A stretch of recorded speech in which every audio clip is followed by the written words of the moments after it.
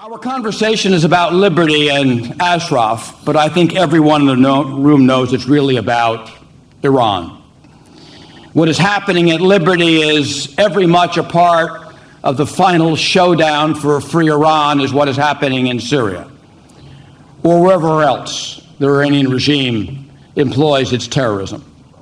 This is a proxy fight on that regime, and it is one more reason why we, the international community, dare not lose. I was thinking something, listening to the discourse here this morning that is happening. You know, history is so hard to see when you see it up close. But a wonderful thing is happening here in the Western world. This European Parliament is becoming the conscience of the Western world. And what a wonderful thing it is to see. What a wonderful thing. And what a time for you to come into your own, when ever needed more than now, to be heard on behalf of the people of Camp Liberty and of a free Iran. The simple reality is we, the international community, and each of our institutions needs to accept a simple truth. There is one thing you can say about the mullahs in Iran. As we tried to appease them, accommodate them, compromise with them, in failure after failure after failure, at some point you take a person at their word. They're not interested in appeasement. They're not interested in compromise. It speaks to the best of this Parliament and my Congress and the international community that we have tried and tried and tried. It is a good statement about us, but it will not work. Sometimes you have to look the truth in the face.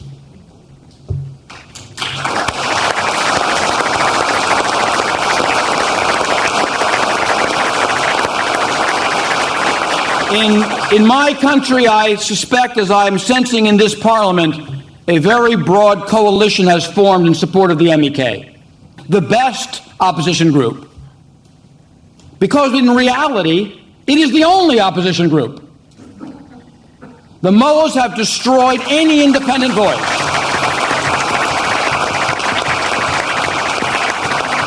There is no one left standing that has organization and leadership and resources and willing to make the sacrifice of life to bring freedom to the oppressed people of Iran. And so, from Democrats, Republicans, left and right, as I am sensing in this Parliament, we stand firmly behind the MEK as the one organization that can end this nightmare for the Iranian people.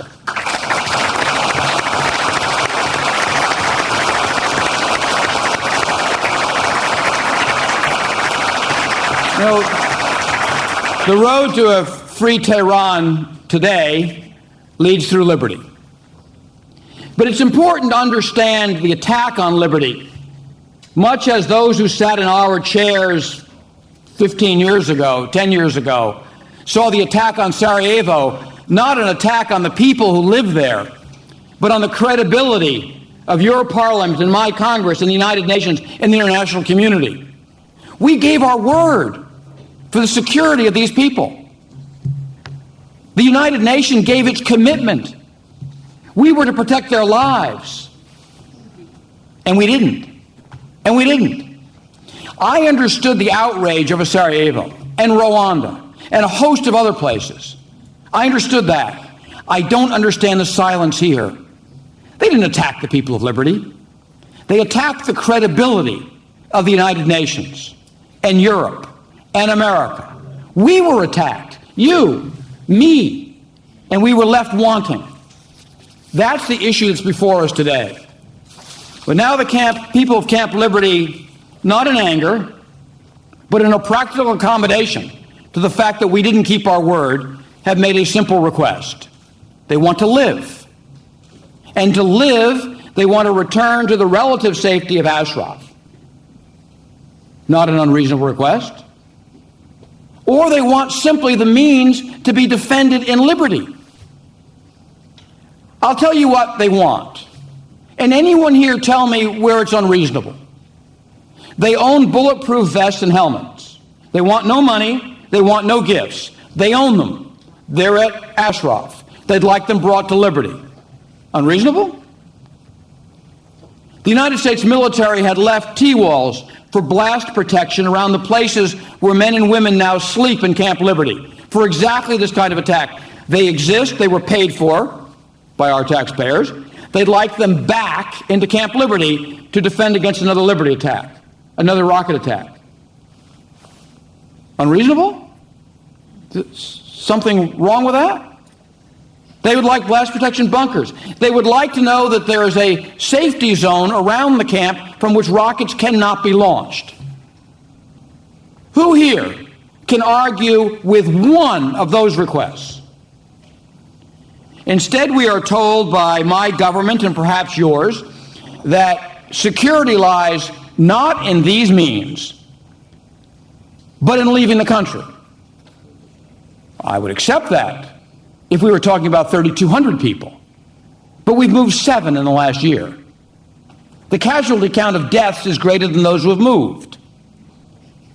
But the request is that 70 or 100, 200, if you take every country now willing to accept people from liberty, everyone, assume there are no problems, get them all out tomorrow, it might be 500 people.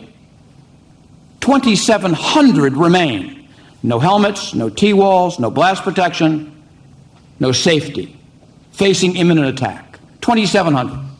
If I were to say to this room is going to be attacked, 10 of you can leave. The remainder will stay and face death. Would you?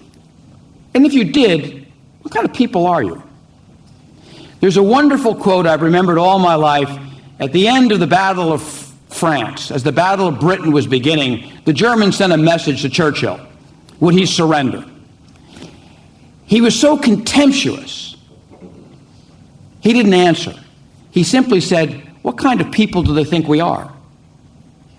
What kind of people would live in Camp Liberty if they would leave their children, their brothers, their sisters, their comrades, people they've lived with for 26 years, and a few would run for the door and leave the rest to fight for their lives? What kind of people would they be? That's not an answer for security. Tell me where we're wrong in what we've asked for.